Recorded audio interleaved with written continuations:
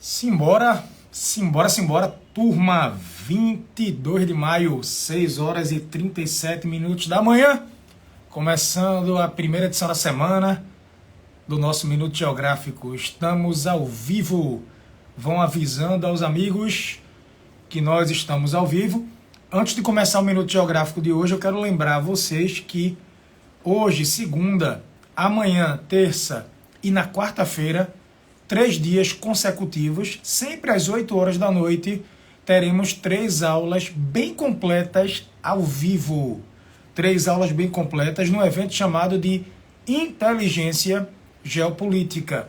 Quem quiser participar não paga, não tem custo algum, não tem nenhum tipo de pegadinha, vocês conhecem, sabem. São 3 aulas que vocês vão realmente aprender. Escolhemos a dedo os temas, falar de BRICS, Nova Guerra Fria, falar de Israel, enfim, só tema porreta que eu sei que vocês gostam. E aí começa hoje, o link está na bio, entra lá rapidinho, você vai participar de um dos grupos. Quando terminar o evento na quarta, você pode de repente sair dos grupos, tá? Sair do grupo e é isso aí. E o aprendizado ele não sai, ele fica para o resto da vida. Beleza, meus amigos?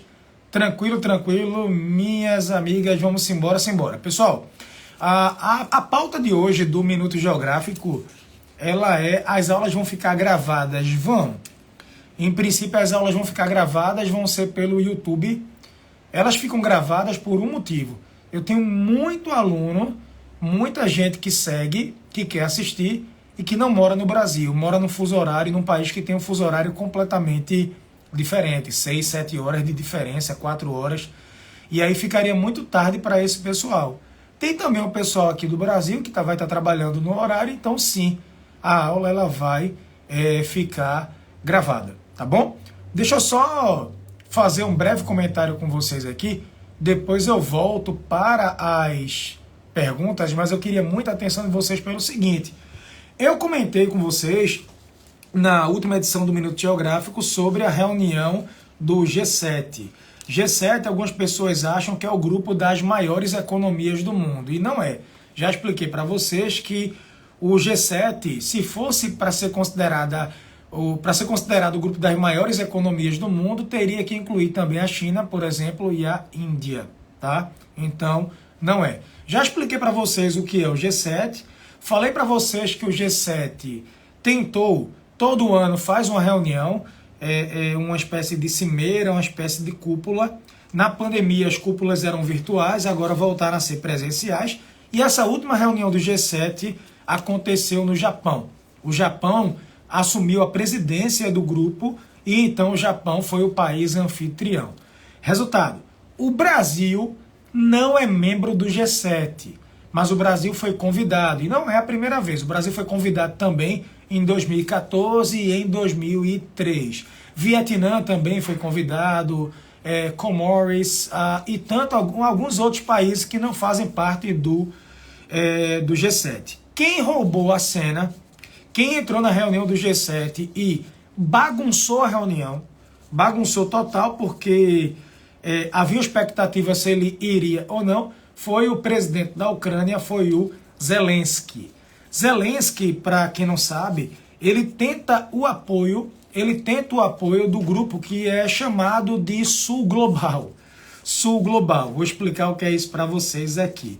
Ele quer o apoio da Índia, ele quer o apoio do Brasil, ele quer o apoio de países que estão neutros num dado contexto ou que de alguma forma se aproximaram da Rússia nos últimos tempos. No caso do Brasil, o que se diz é que o Brasil é neutro no contexto, a Índia também, apesar de que eu tenho uma crítica. A Índia diz que é neutra, mas compra quase todo o óleo produzido em larga escala para exportação da Rússia. A Índia aproveitou que a Europa parou de comprar o petróleo russo e a Índia agora virou cliente fiel.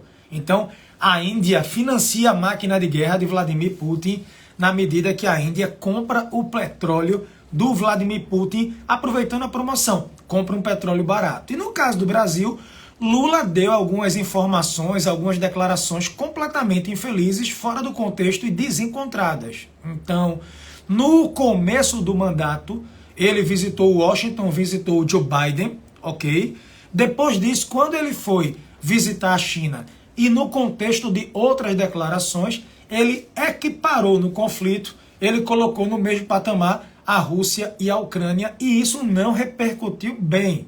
Agora, na reunião do G7, a declaração dele já melhorou muito, já melhorou consideravelmente, tá? Mas é sobre isso que eu quero falar. Sim, alguém aqui lembra que Dilma, ex-presidente do Brasil, ela assumiu a presidência do Banco dos BRICS, estão lembrados?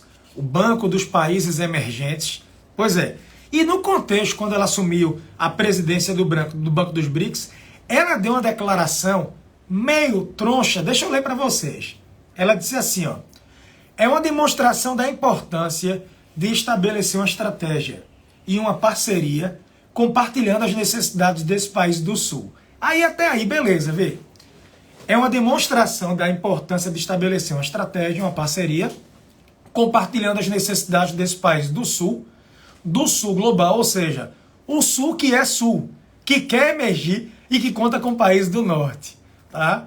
Aí esse finalzinho ela deu uma atrapalhada, a imprensa correu para criar um monte de meme dizendo que Dilma tinha praticado uma gafe geográfica. Veja, ela praticou muitas gafes em muitas declarações, assim como Lula, assim como Bolsonaro também anteriormente. E de fato, quando você é muito exposto aos holofotes enquanto presidente do Brasil, se você não tem aquele dom fantástico do improviso, da comunicação, você vai ter sim alguns escorregos, algumas escorregadas aí consideráveis. Mas vejam, quando ela fala de Sul global, e algumas pessoas na época tiraram a onda, deixa eu dizer para vocês, existe esse conceito na geopolítica de Sul global. O Sul global é um conceito mais amplo do que o conceito de BRICS. BRICS você tem Brasil, Rússia, Índia, China e África do Sul. O grupo dos países emergentes, os países emergentes que têm aí a maior visibilidade e a maior importância no cenário geopolítico. Mas se você perguntar, Joca, os emergentes formam um grupo maior? Sim. Se você quiser abarcar os emergentes em um grupo maior, você pode considerar esse contexto aí de Sul global. O Sul global você vai ter os países que estão no hemisfério sul e países emergentes que estão no hemisfério norte, a exemplo da Índia. São países, como a gente diz, em desenvolvimento, tá? A maioria no hemisfério sul e oriental do globo, embora a expressão surgir uma localização geográfica específica, né, hemisfério sul, ela é usada mais para enfatizar diferenças socioeconômicas, políticas e culturais. Então o sul global, pessoal, nesse sentido, ele inclui países da África, países da América Latina, da Ásia, do Oriente Médio, que por diferentes razões históricas, tá? Diferentes razões geopolíticas, tendem a ter menor desenvolvimento econômico, socioeconômico, enfim, em comparação com o que eles chamam de norte global. Então, nações do sul global, são países que estão no hemisfério sul, mas alguns países que também estão no hemisfério norte do globo, são países emergentes, são países em desenvolvimento, beleza? Tranquilo, só para que vocês possam entender. Então, o que se diz é que Zelensky, ele quer o apoio desse grupo, porque esse grupo terminou ficando muito neutro nas votações das Nações Unidas, acabou não declarando enfaticamente, colocando críticas em relação à Rússia, por isso que há todo esse debate. Enfim, o G7, como eu disse para vocês, a reunião do G7, que já foi G8, o G7 era G7 mais um, era a Rússia. Só que a Rússia foi expulsa no contexto de 2014, quando ela invadiu a Crimeia, ela tomou a Crimeia da Ucrânia, então a Rússia foi expulsa do grupo. Eu estava lendo o jornal chinês, o Global Times, que é um jornal ligado ao PCC, ligado ao governo chinês, e eles disseram assim, que essa reunião do G7 foi uma oficina anti-China. Eu estou lendo aqui, ó, oficina anti-China, o workshop anti-China.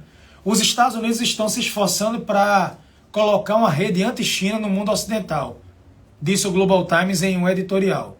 Então G7 desceu, G7 diminuiu a ser uma oficina anti-China. Esta não é apenas uma questão de interferência brutal nos assuntos internos da China. e difamar a China, mas também um desejo indisfarçável de confronto entre os campos. Então, a China convocou o seu embaixador, que fica no Japão. Na verdade, disse que convocou o embaixador japonês como parte do seu protesto ao anfitrião da cúpula. Então a China colocou esse protesto. Na verdade, o G7 acabou a reunião com um documento anti-China e anti-Rússia. Mas só que a visita de Zelensky meio que ofuscou esse documento e a imprensa não deu a importância devida. Há uma polêmica agora sobre Brasil e Ucrânia. Está tendo um jogo de narrativas. Havia a perspectiva de existir um encontro entre o presidente Lula e o presidente Zelensky. Uma reunião só entre os dois, em portas fechadas, uma reunião para tentar selar algum tipo de declaração, algum tipo de declaração mais positiva em relação à Ucrânia, advinda do Brasil. Brasil diz que ofereceu 3 horários para Zelensky e que Zelensky deixou a delegação do Brasil esperando. Já Zelensky, a delegação da Ucrânia, disse que o Brasil cedeu horários, mas no local que estaria fora do perímetro de segurança, no hotel de Lula, e que, na verdade, o encontro teria que acontecer no hotel do G7, porque não era seguro para Zelensky. Veja, é conversa. Zelensky estava dentro do Japão. Há de convir que a Rússia não soltaria uma bomba dentro do Japão para matar Zelensky. Se fosse por isso, Zelensky visitou outras áreas muito mais perigosas, muito mais vulneráveis no seu périplo ali pelo contexto do Oriente Médio.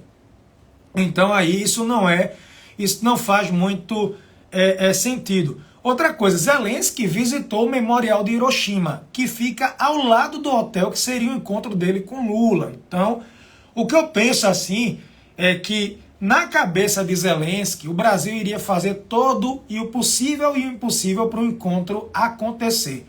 Zelensky agora é a estrela internacional do ponto de vista geopolítico. O Brasil já tinha agenda. O Brasil tinha agenda com o Vietnã. O Brasil tinha agenda com a Alemanha, estou vendo aqui. O Brasil teve agenda com a Índia. O próprio Zelensky, ele também se reuniu no sábado com o premier da Índia. Então, o que eu penso é que ficou um jogando a agenda para o outro. A gente marca um encontro e na hora vai ou não vai, qual é o local, qual é a hora, quais são os termos, se apegar aos detalhes. Então faltou energia, faltou vontade. Eu penso que faltou vontade do líder ucraniano, tá? Ou ele quis valorizar o passe dele, acostumado a ser cortejado e não foi. E também pode sim ter faltado aí um pouco de vontade, só que isso é muito subjetivo para que eu possa afirmar aqui. Eu não estava por lá. Eu não sou assessor direto do presidente Lula. Eu não estou ali nos bastidores para saber o que se passa. Talvez os mais próximos saibam se faltou ou não vontade por parte dele. Eu sei que oficialmente o Brasil ofereceu 3 horários e esse encontro, de fato, ele não aconteceu, certo? Não aconteceu, pode ser que aconteça de repente posteriormente.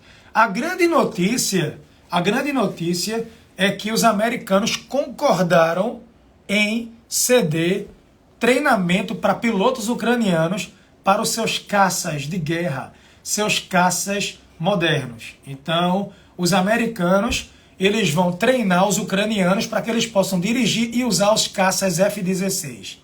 Caças F-16 são os caças de guerra ultra avançados dos Estados Unidos. Havia uma perspectiva, os americanos eram contrários a ceder os caças. Não há ainda um sinal de que vão fornecer os aviões. Mas vejam, se Biden diz que vai treinar militares ucranianos para que eles possam usar o caça F-16 americano, é sinal de que os americanos vão ceder os aviões para a Ucrânia usar esses aviões na guerra. A Ucrânia prometeu que não vai usar esses aviões para bombardear o território da Rússia, tá? Mas sim para se defender. Deu a garantia absoluta, a Ucrânia deu a garantia absoluta. E a Rússia já deu uma resposta. O embaixador da Rússia nos Estados Unidos, o Antonov, ele disse, tá estranho, a Ucrânia não tem infraestrutura para operar caça F-16, não tem infraestrutura. Não tem piloto que saiba usar o caça F-16. Então, Quem é que vai treinar esse piloto? Quem é que vai fornecer infraestrutura? Antonov disse: é importante que os Estados Unidos estejam totalmente cientes da resposta russa. É importante que os americanos estejam 100% cientes da resposta russa. Ou seja, se acontecer da Rússia ser atacada por algum caça F-16 cedido pelo Ocidente, o território russo, inclusive a Crimeia, a reação russa vai ser imediata e essa guerra poderia se transformar numa guerra nuclear. Antonov disse, incluindo a Crimeia. Crimeia é um... Oi, meu amor. Turma, deixa eu correr porque eu vou levar as meninas na escola. Crimeia, obrigado, linda. Crimeia é um território russo. Então, se a Ucrânia atacar a Crimeia usando caça F-16 ou algum território para o continente russo, o território russo em si, a guerra pode escalar para um contexto nuclear. O Kremlin pode usar do seu arsenal nuclear e, na prática, a gente teria uma terceira guerra. Espero que a gente não chegue nesse patamar. Ok, turma? É isso. Aí, tranquilo. Vão ser pilotos americanos. Tá na cara que ninguém treina um piloto para um F-16 em uma semana. Mas não pode ser em uma semana. Pode ser um mês de treinamento, 2 meses. 1 mês, 2 meses de treinamento. Tá? É isso aí. Valeu. Geograficamente, Oriente quer dizer leste. Oriente quer dizer leste. O Império do Sol Nascente, o Oriente, Extremo Oriente, o Japão. Galera, eu vou ter que desligar. Seguinte, vou ter que levar as meninas na escola, eu vou pro COG agora, eu tenho um monte de reunião no cognitivo. 2 coisas. Quem quiser fazer perguntas, mande nos comentários. Eu vou postar agora o vídeo. Eu respondo ao longo do dia. Na hora do almoço eu respondo. Ponto 2. Eu quero todo mundo à noite conectado lá no YouTube. Entra no grupo. Bora participar da imersão da inteligência geopolítica. Evento ao vivo. Hoje, terça e quarta. Valeu? Paz de Cristo. Saúde e paz. Simbora, simbora. Fui!